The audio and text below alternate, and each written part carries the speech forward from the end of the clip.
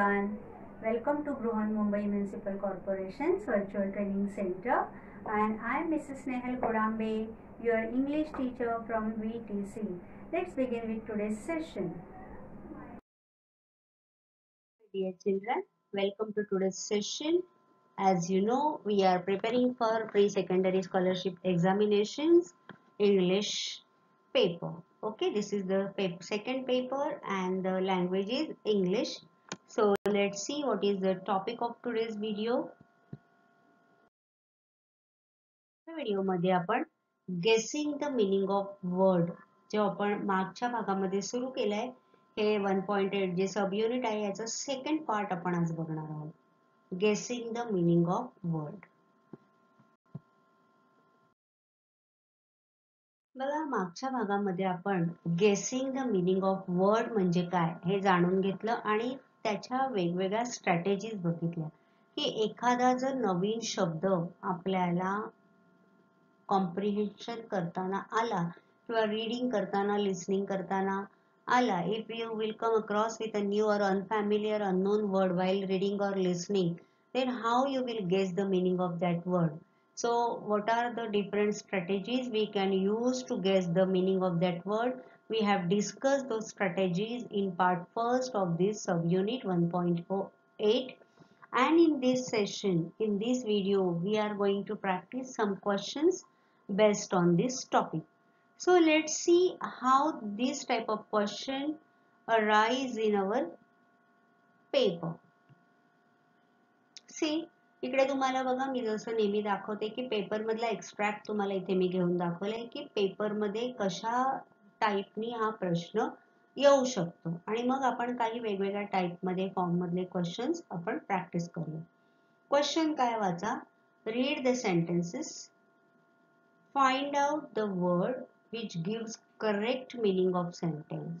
Right, now we have to read some sentences are given there, a small paragraph is there, and then we have to find out the word which gives correct meaning of that sentence. There you can see some space has been left, that is for fill in the blank. There we have to fill a correct word. Okay, now let's read the sentences. Gopal wanted to choose the royal physician for Maharaja. He called the candidates who could relieve him from dash dash dash. Read it once again. Gopal wanted to choose the royal physician for Maharaja. He called the candidates who could relieve him from dash. Now there are 4 options as usual. Let's read those options loudly. Pains, pains, pains, and pains. See, now we have studied this type of question in homophones. आपण homophones मध्ये पण अशा प्रकारे प्रश्नांची practice केलेली होती. The words which have the same sound but with different meaning and different spelling, right? आता इथे आपल्याला हा प्रश्न का घेतलाय तर आपल्याला गेस करायचा आहे की कुठला पेन तिथे येणार आहे. सो आपण मागच्या भागामध्ये स्ट्रॅटेजीज बघितली की मागच्या सेंटेन्सचा आपण रेफरन्स घेऊन तिथे कोणता वर्ड येईल हे गेस करायचं. आता रेफरन्स काय आहे आपल्याला, Gopal wanted to choose the royal physician for maharaja. बघा, पूर्वीच्या काळी जे राजे महाराजे असायचे त्यांची जर तब्येत बिघडली तर त्यांना उपचार करणारे एक वेगळे डॉक्टर असायचे, त्यांना राजवैद्य असं म्हटलं जायचं, रॉयल फिजिशियन. मग अशा प्रकारे royal physician. Now here I am giving you the translation of this word. सुरुवात आहे म्हणून मी थोडंसं तुम्हाला ट्रान्सलेट करून सांगते. So Gopal called the candidates, he called the candidates who could relieve him from. आता महाराजांना काहीतरी पेन होत होतं, दुखत होतं काहीतरी, तर त्यांनी अशा लोकांना बोलवलं की जे ते महाराजांना त्या पेन मधून मुक्त करू शकले असते. आता हा आपण इथे कॉन्टेक्स्ट जो आहे तो संदर्भ आपण घेतलाय की महाराजांना बरं नाहीये आणि त्यांना काहीतरी पेन होतंय, तर ते जे राजवैद्य, ते जे कोणी उपचार करणारे डॉक्टर ते त्यांना त्या पेन मधून रिलीव्ह करतील, मुक्त करतील, मोकळे करतील. मग आता इथे कोणता पेन येणार हे कळण्यासाठी आपल्याला ह्या मागच्या कॉन्टेक्स्टचा आधार घ्यावा लागला आणि मग आपण गेस करू शकतो. आता बघा पहिलं आहे PENS pens. Pens we are using this pen to write, त्याचं प्लुरल आहे म्हणजे ते तर नाही येणार. सेकंड पेन बघा PAIN पेन्स, त्याचं मीनिंग तुम्हाला माहिती आहे का? गेस करा. Pain, yes pain, paining. आपण म्हणतो ना, hand is paining, my tooth is paining. Paining, pain. आणि तिसरं आहे pens, that is window panes, खिडक्यांची तावदानं. आणि चौथं आहे pens, that is the coin. Okay, penny आपण म्हणतो तसं. म्हणजे करेक्ट आन्सर इथे कुठला आहे? Option number 2. आपण इथे काय केलं की तो मागचा रेफरन्स घेऊन आपल्याला जर सगळ्या आता शब्दांचे अर्थ माहित नसतील तर आपण गेस केलं. Okay, so in this way you have to guess. If you do not know the meaning of each and every word which is given in the option, then you will guess, and for guessing you will use different strategies which we have already studied in part first. Now let's practice some more questions.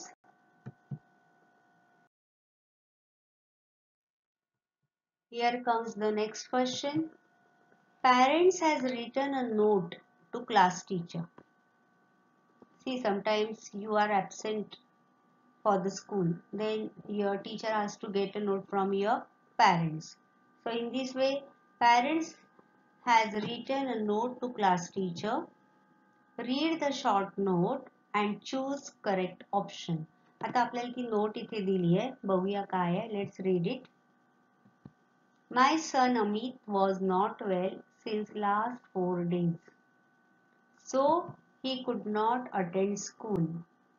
Therefore, I request you please dash him to sit in the class. Thanks. आता अमितच्या आई बाबांनी कोणीतरी एक note लिहून दिलेली, चिठ्ठी लिहून दिली आहे class टीचरला, and they have requested something to the class teacher. My son Amit was not well since last 4 days, so he could not attend school. Therefore, I request you to please dash him to sit in the class. Thanks. Let's read the option. Trust, allow, give or punish. 1, 2, 3 and 4. बघा आता तिकडे नक्की कुठला शब्द येणार? Take the reference from the context given and you decide which word will come in that gap. Therefore, I request you to please dash him to sit in the class. Amit was absent for 4 days and now his parents are requesting his class teacher to dash him to sit in the class. Trust him to sit in the class, allow him to sit in the class, give him to sit in the class, or punish him to sit, or punish him. कुठलं येणार बघा? आपण इथे बघितलं की पॅरेंट्सनी लिहिलंय आणि parents request करतायत, so you will opt for second option, that is allow.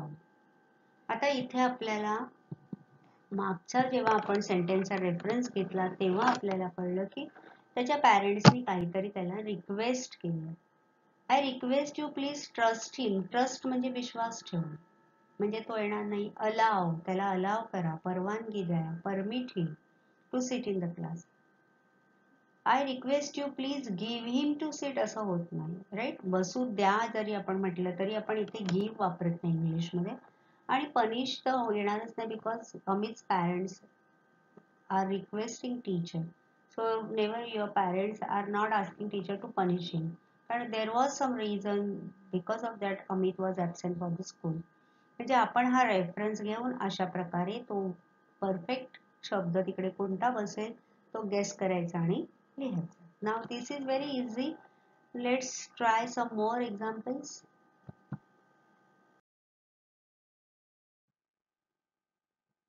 Read the sentence and choose 2 correct options by guessing the meaning of underlined word. आता बघा, जसं आपण नेहमी म्हणतो की प्रश्न आपल्याला खूप काळजीपूर्वक वाचायला पाहिजे. या प्रश्नामध्ये आपल्याला 2 ऑप्शन्स गेस करायचे. Okay, let's read the sentence. I am afraid of bats. Very short sentence. I am afraid of bats. आता मला असं वाटतं की ह्याच्यातले सगळे वर्ड्स तुम्हाला फॅमिलियर असतील, तरी पण आता ह्या बॅट्सचा तुम्हाला मीनिंग गेस करायचा आहे. Let's read the option. A thing, a bird, a mammal, an animal. काय असेल बघा, दोन कोणते ऑप्शन तुम्ही इथे आन्सर म्हणून लिहू शकाल किंवा गेस कराल. What will be the meaning of this word bats? I am afraid of bats. मला बॅटची भीती वाटते. बॅट्स म्हणजे इथे काय आहे? थिंग, खेळायची बॅट का बर्ड आहे का मॅमल आहे का ॲनिमल आहे. आता if you can only guess provided you know the meaning of all these four words. Now let me help you to guess the meaning. See here our options number 3 and 4. आता तुम्ही म्हणाल की टीचरने आम्हाला answer का दाखवलं, तर बघा तिकडे पिक्चर आहे, तुम्हाला दिसतंय. इथे बॅट्स हे कोणत्या संदर्भाने आलंय? It is not a thing, it is not a bird. बघा, अफ्रेड ऑफ बॅट्स. आता बॅट्स म्हणजे आपण त्या क्रिकेटची किंवा हॉकीच्या ती काही असते बॅट, त्याला आपण घाबरत नाही, किंवा बॅडमिंटनची रॅकेट असते. तर I am afraid of bats म्हणजे बऱ्याच लोकांना हे उलटे लटकणारे जे आहेत त्या बॅटची भीती वाटते. आता इथे कोणत्या रेफरन्सने आलंय बघा, तुम्ही कसं ते शोधू शकाल. तर वटवाघूळ जे आहे त्याला बरेच लोक घाबरतात, कारण ते असे झाडाला उलटे लटकतात, बरोबर आहे. आता इथे दोन का आहेत, तर मॅमल अँड ॲनिमल. मॅमल म्हणजे काय, की जे आपल्या पिलांना जन्म देतात, सस्तन प्राणी आपण मराठीत म्हणतो, त्याला इंग्लिशमध्ये मॅमल म्हणतात. And these bats are mammals as well as they are animal. ते birds मध्ये येत नाहीत because they do not lay the eggs, they give birth to their babies. Okay, म्हणजे आपल्याला हा सगळा रेफरन्स लक्षात घेऊन ते दोन ऑप्शन्स कलर करायचे आहेत. इथे लक्षात, आता इथे तुम्हाला कळेल की गेसिंग कसं करायचं असतं. आता त्या ज्या स्ट्रॅटेजीज आपण पार्ट फर्स्ट मध्ये शिकलो आहोत त्याचा वापर करून तुम्हाला हे प्रश्न सोडवता येतील. Question, read the sentence and choose the correct options by guessing the meaning of underlined word. प्रश्नाचं स्वरूप सेम आहे, सेंटेन्स बदललेला आहे बघा. I have to visit the plant and check out for the workers. आता कुठला वर्ड अंडरलाईन केलाय बघा, I have to visit the plant. आता प्लांट हा शब्द आपण अनेकदा ऐकलाय, पण आपण प्लांट कशाला म्हणतो तुम्हाला माहिती आहे, राईट. पण मग पुढचं वाक्य जर वाचलं तर we get confuse. And check out for the workers. If आपल्या डोक्यात जो प्लांट आहे तो जर आपण इथे लक्षात घेतला तर पुढचं वाक्य त्याला मॅच होत नाही. मग ती स्ट्रॅटेजी आठवा बरं. Read the sentence which is before and after. मग आता दोन्हीचा आपण लक्षात घ्यायचंय रेफरन्स, आणि मग आपण ऑप्शन्स वाचूया and then we will guess the meaning of that word. First option is factory, living thing, to grow something, a small tree. बघा, आता आपल्या डोळ्यासमोर प्लांट म्हणजे अ स्मॉल ट्री येतो, राईट. आणि स्मॉल ट्री म्हणजे लिव्हिंग थिंग आहे, we are growing that plant. पण मग चेकआउट फॉर द वर्कर्स, मग ज्यांनी झाड लावलं त्या वर्कर्सना बघायचंय का? We are confused here. म्हणून काय करायचं, व्हिजिट द प्लांट. आता त्या प्लांटला व्हिजिट करायचे, भेट द्यायची, म्हणजे मग तुमच्या लक्षात येईल. बघा, तुम्हाला इथे मी गेस करायला तो पिक्चर पण दाखवलंय. Now you can choose the option. So here in this case plants means factory. बघा, प्लांट म्हणतात, प्लांट फॅक्टरी किंवा जिथे एखादी कंपनी उभारली जाते त्याला प्लांट म्हणतात. Okay, plant means not only a small tree, it has another meaning also, that is a plant. आपण म्हणतो ना की एखादा प्लांट उभारलाय तिकडे किंवा एखादी फॅक्टरी उभारली. मग इन दिस केस तुम्ही पुढचं वाक्य वाचा, चेकआउट फॉर द वर्कर्स. तिथे काम करणारे जे कामगार आहेत त्यांची माहिती घ्यायची आहे किंवा त्यांना इन्स्पेक्ट करायचं आहे, त्यांच्या कामाची तपासणी करायची आहे. तर अशा संदर्भाने हा प्लांट म्हणजे फॅक्टरी हे लक्षात घ्या. आता मी तुम्हाला इथे चित्र दाखवलंय म्हणून समजायला सोपं जाईल, पण एक्झाम मध्ये हा पुढच्या वाक्याचा रेफरन्स घेऊन तुम्ही त्याचं मिनिंग गेस करायचं. Okay,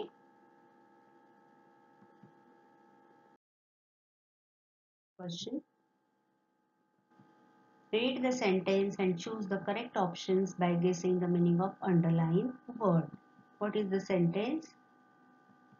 Your phone is ringing. Very simple sentence. आता तुम्ही म्हणाल रिंगिंगचा तर अर्थ आम्हाला माहिती आहे, फोन म्हणजे पण माहिती आहे, याच्यातल्या प्रत्येक शब्दाचा अर्थ आम्हाला माहिती आहे, मग इथे का गेस करायचं?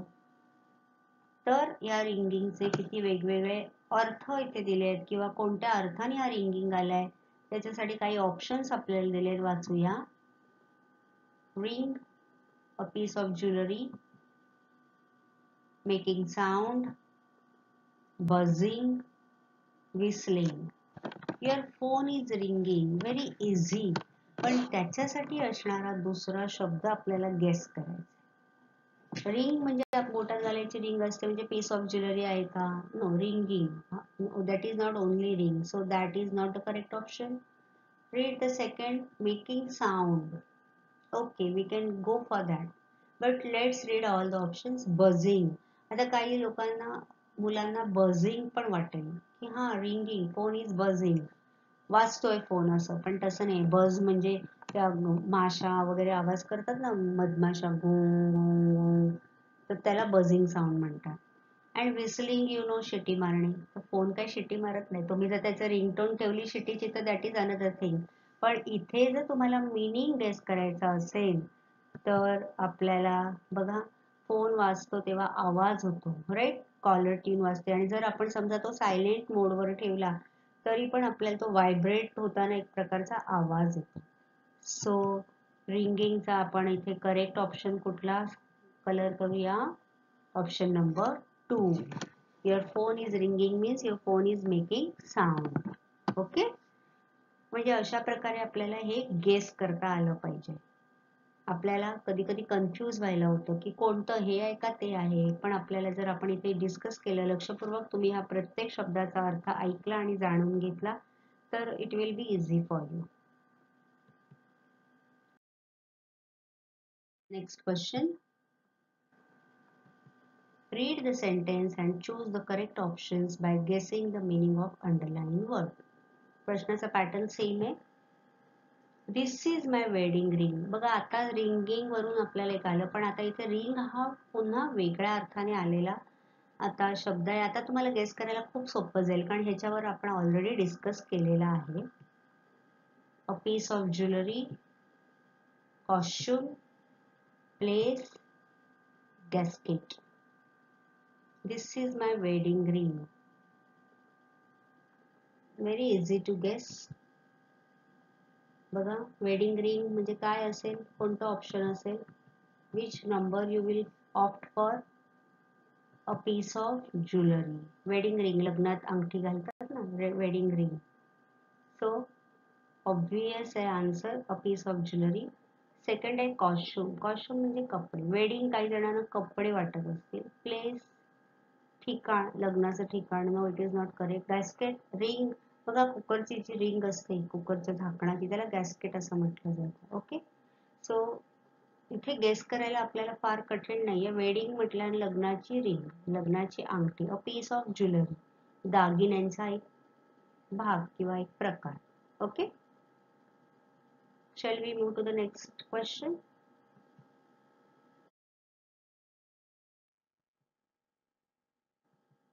Read the sentence and choose the correct options by guessing the meaning of underlined word.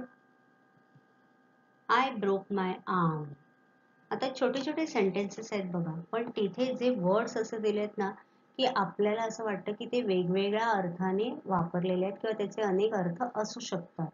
I broke my arm. आता आपल्याला ऑप्शन्स काय दिलेत बघूया. Weapon, body part, gun, body. काय असू शकतं? I broke my arm.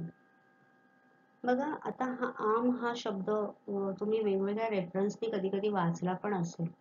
मग इथे वेपन, बॉडी पार्ट, गन आणि बॉडी असं दिलेलं आहे. So let see. बघा, तुम्हाला मी काही पिक्चर्स इकडे दाखवते मुद्दाम, म्हणजे तुम्हाला गेस करायला सोपं जाईल. एक्झाममध्ये असे पिक्चर्स नसतात. इथे तुम्हाला त्याचा अर्थ समजण्यासाठी मी एक्झाम्पल पिक्चर थ्रू दाखवते, म्हणजे तुम्हाला ते लक्षात राहील, लक्षात ठेवायला सोपं जाईल. So I broke my arm म्हणजे त्याचं काय तुटलंय बघा.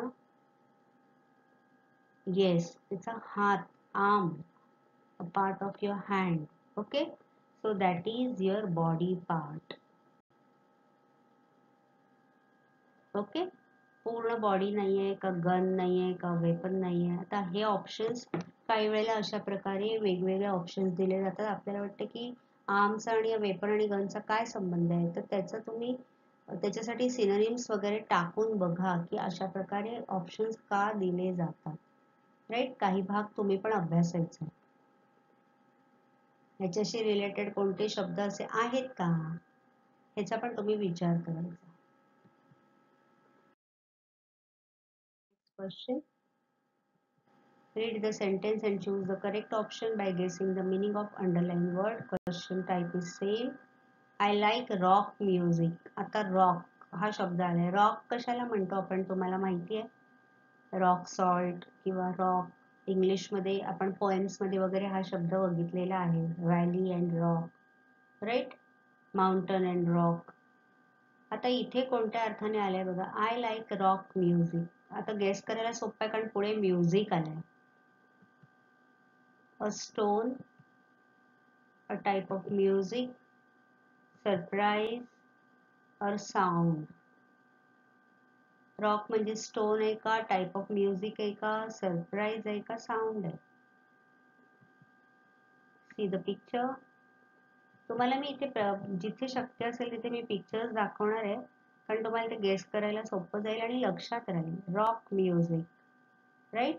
So it is a type of music. So we will go for option number 2. इथे रॉक म्युझिक म्हणजे दगडांचा, खडकांचा आवाज नाही किंवा सरप्राईज म्युझिक नाहीये, म्युझिकचा साऊंड नाहीये. तर रॉक हे एका संगीतातला एक प्रकार आहे. तुम्हाला इथे दिसतंय रॉक अँड रोल वगैरे आपण म्हणतो ना, रॉक म्युझिक, जॅझ म्युझिक. तर हे असं म्युझिक मधले किंवा संगीतामधले प्रकार आहेत. जसं आपल्याकडे कर्नाटक संगीत असतं तसं, किंवा आपल्याकडे पण वेगवेगळ्या प्रकारचं भारतीय संगीतामध्ये वेगवेगळे प्रकार आहेत, तसं हे पाश्चिमात्य जे आहे वेस्टर्न म्युझिक त्याच्यामध्ये रॉक किंवा जॅझ हे वेगवेगळे प्रकार असतात. त्यातला हा एक प्रकार आहे रॉक म्युझिक. आता म्युझिक आल्यामुळे तुम्हाला ते गेस करायला सोपं जाईल. अ टाइप ऑफ म्युझिक. ओके, म्हणजे गेसिंग करताना बघा आपण जसं म्हटलं की आजूबाजूचे सेंटेन्स वाचायचे, मागचे पुढचे वर्ड्स वाचायचे, तसं ती स्ट्रॅटेजी तुम्ही इथे वापरू शकता. Next question. Read the sentence and choose the correct option by guessing the meaning of underline word.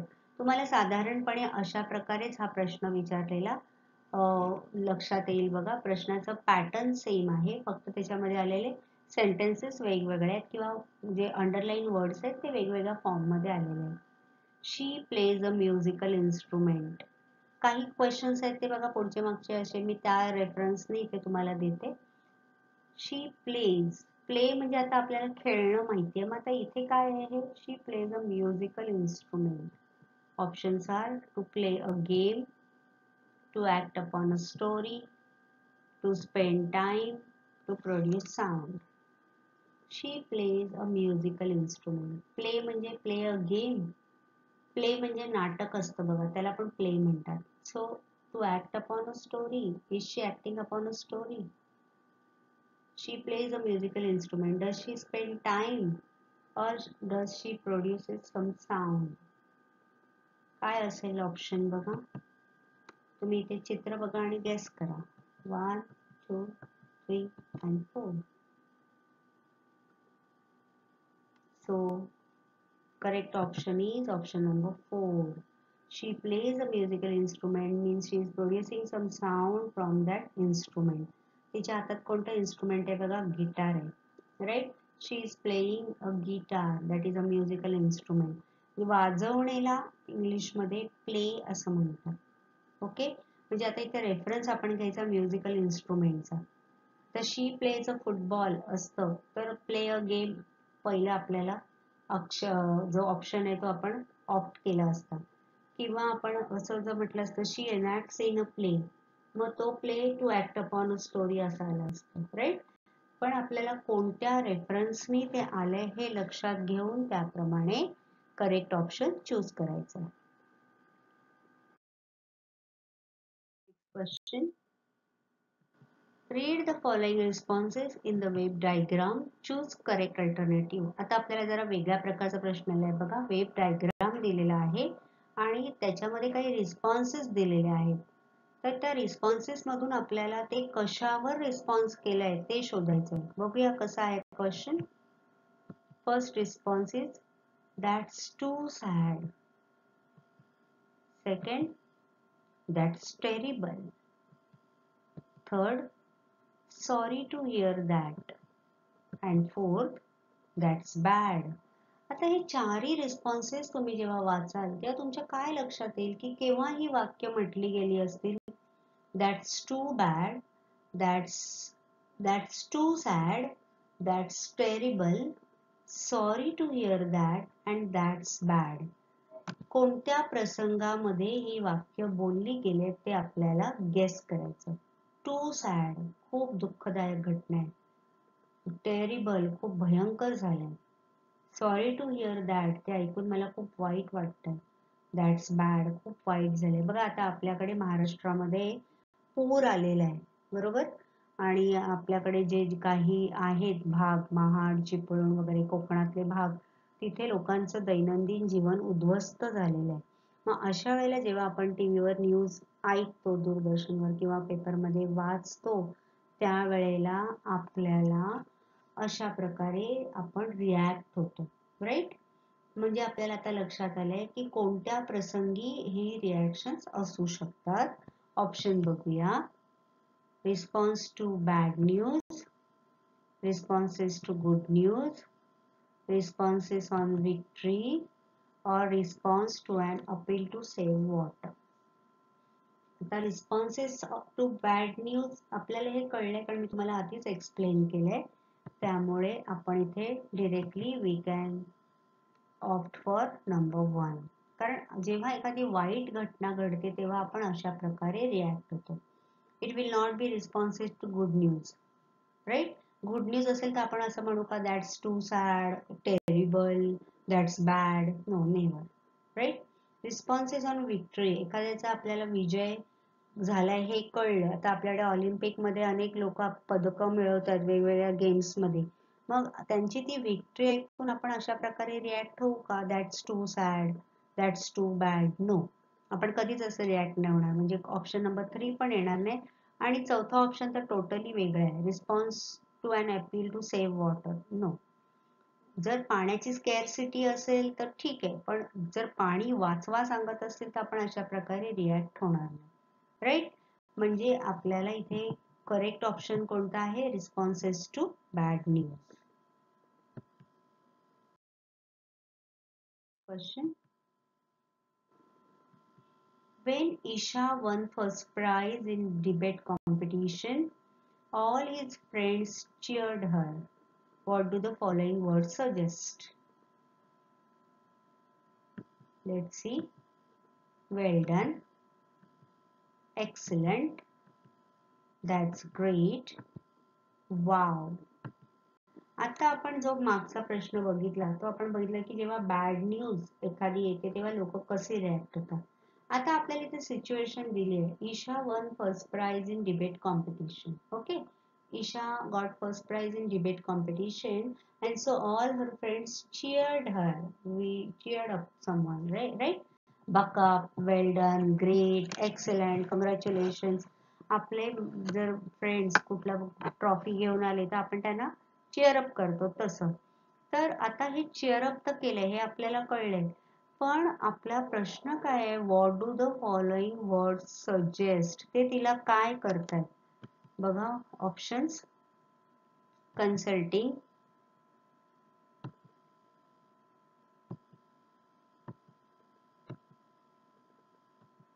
Counselling, consoling, congratulating.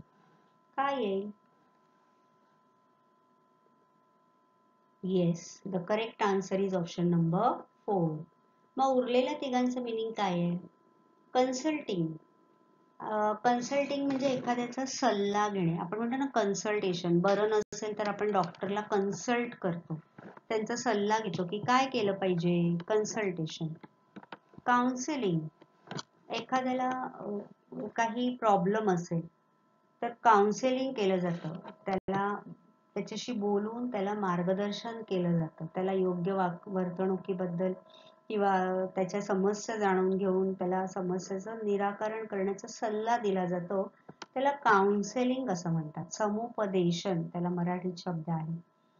कन्सोलिंग, एखाद्याकडे कोणाचा मृत्यू झाला किंवा वाईट घटना झाली की आपण सांत्वन करतो, त्याला कन्सोलिंग असं म्हणतात.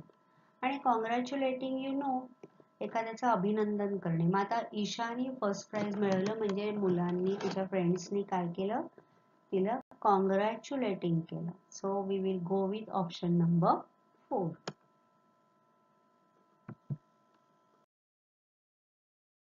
Next question. Read the sentence and choose the correct options by guessing the meaning of the underlined word.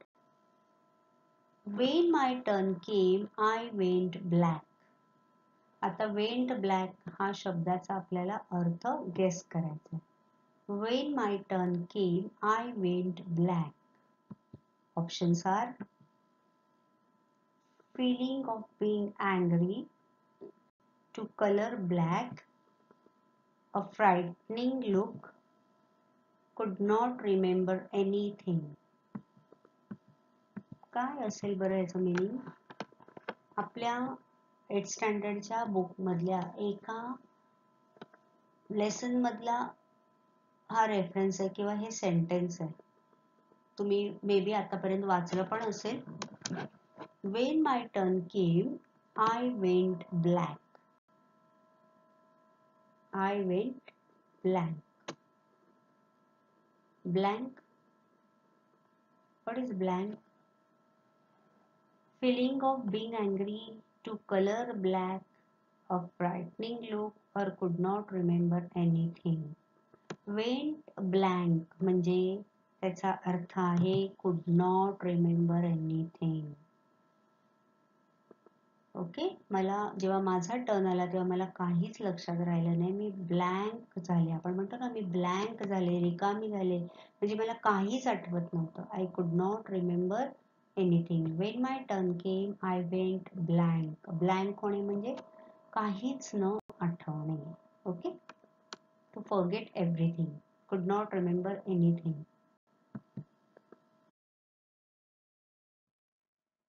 And the next question. Read the sentence and choose 2 correct options by guessing the meaning of underlined words. Again, we have to opt for 2 options or 2 answers. There was a great confusion regarding the fire. Everyone walked around in a chaotic state. आता बघा हा शब्द may be तुम्हाला नवीन असेल. मग आता इथे जर आपल्याला chaoticचा अर्थ माहित नसेल तर we have to guess. आणि ते गेसिंग करण्यासाठी आपल्याला स्ट्रॅटेजी गेम खेळावा लागेल. स्ट्रॅटेजी लक्षात घ्यावी लागतील. We have to read the sentences which have come before that. Okay. There was a great confusion regarding the fire. आता इथे फायर म्हणजे आग हे आपल्याला एवढं कळतं. आग लागली की लोक कसे होतात, कन्फ्यूज होतात, घाबरे घुबरे होतात, बावरे होतात. Everyone walk around in a chaotic state. आता आग तर लागली आहे, लोकांची कन्फ्युजन झालंय. मग केऑटिक म्हणजे काय आपल्याला इथे गेस करूया. काम, कन्फ्युज्ड, लॉजिकल, डिसऑर्डर. काय असेल बरं याचं मीनिंग सांगा. केऑटिकचं मीनिंग काय असू शकतं? काम म्हणजे शांत, कन्फ्युज्ड, लॉजिकल म्हणजे तर्काने विचार करणारे, शांतपणे अनुमान लावून काम करणे. अँड डिसऑर्डर अस्ताव्यस्त होणे, काही करावं सुचेना असं वाटणे. मग आता कोणते 2 मीनिंग येतील इथे? Option number 2 and 4. There was a great confusion regarding the fire. Everyone walked around in a chaotic state. आग लागली आहे. एखाद्या वेळेला मॉलमध्ये, मार्केटमध्ये, कुठेतरी गर्दीच्या ठिकाणी आग लागते. मग अशा वेळेला लोकांना कळत नाही की काय करायचं. So they are in a chaotic state. खूप कन्फ्युज्ड असतात, डिसऑर्डर असतात, कुठे जायचं, काय करायचं, कोणाला मदत मिळवायची, कोणाला मदत करायची, हे काहीच कळत नाही. त्याला केओटिक स्टेट असं म्हणतात. दे आर कन्फ्युज्ड और they are disorder. Okay. We are reaching to the final stage or the last question of today's session. Read the sentence and choose the correct options by guessing the meaning of underlined word. Here comes the sentence. His behavior is curious and creative. He never looks tired. Okay. कोणाबद्दल तरी आपल्याला इथे सांगितलं गेलंय. His behavior is curious and creative. He never looks tired. आता curious साठी आपल्याला meaning guess करायचं. Okay, let's read the option. Inquisitive, confused, inattentive, ordinary. What will be the answer? His behavior is curious and creative. त्याचं वागणं कसं असतं? Curious and creative. Creative काहीतरी नवनिर्मिती करणं, काहीतरी नवीन करत राहणं. And so he never looks tired. आता इथे पण आपल्याला क्युरियसचा अर्थ जाणून घेण्यासाठी मागचा पुढचा रेफरन्स घ्यावा लागेल. क्युरियसच्या आधी आलेले शब्द पाहावे लागतील, नंतर आलेले वाक्याचा विचार करावा लागेल. And then only we can guess the meaning of this curious. His behaviour is curious and creative. Creative नवनिर्मिती, काहीतरी नवीन करतो आणि म्हणून तो कधीच थकलेला दिसत नाही. Never look tired. मग काय येईल त्याचं मिनिंग बघा. इन्क्विजिटिव्ह, कन्फ्युजचा अर्थ आपण आत्ताच पाहिला, गोंधळलेली मनस्थिती असणं. इनअटेंटिव्ह, लक्ष न देणं. लक्ष आपण म्हणतो ना वर्गामध्ये इनअटेंटिव्ह आहे तो मुलगा, टीचर काय शिकवतात तिकडे लक्ष नसतं. राईट. अँड ऑर्डिनरी, सामान्य. मग आता इथे आपण आपलं उत्तर आहे ऑप्शन नंबर 1, इन्क्विजिटिव्ह. चौकस वृत्तीचा आहे आणि चौकस आहे, क्रिएटिव्ह आहे, नवनिर्मितीचा आनंद घेणार आहे, काहीतरी नवीन बनवण्याच्या मागे असतो, नवीन त्याला काहीतरी शिकायचं असतं, बनवायचं असतं आणि म्हणून तो सतत धडपड केल्यामुळे तो उत्साही असतो, आनंदी असतो. तो कधीच थकलेला दिसत नाही. Right. So in this way, in today's session, we have practiced some questions which is based on the topic guessing the meaning of the words which are unknown or unfamiliar to us or new to us. आपण मागच्या भागामध्ये गेसिंग the meaning of the words म्हणजे काय बघितलं, त्याच्या strategies बघितल्या आणि आपण या भागामध्ये आपण काही प्रश्नांचा सराव केला. आता तुम्ही हा व्हिडिओ पाहिल्यानंतर जे नवीन शब्द तुम्ही आज शिकले असाल ते नोट डाऊन करा, त्याचं मिनिंग तुम्ही लिहून ठेवा. तसंच तुम्हाला मी आमसारखा काही प्रश्नांचा रेफरन्स शोधायला सांगितलंय, तो शोधा आणि तुमच्या पुस्तकामध्ये 1.8 खाली असणारे प्रॅक्टिस सेशन मधले क्वेश्चन्स सोडवण्याचा सराव करा. So see you in next video with new topic. Till then, bye bye. That's all for today. So you will revise whatever we have learned in today's session. Please subscribe the channel and press the notification button to get the link of next video. Bye bye.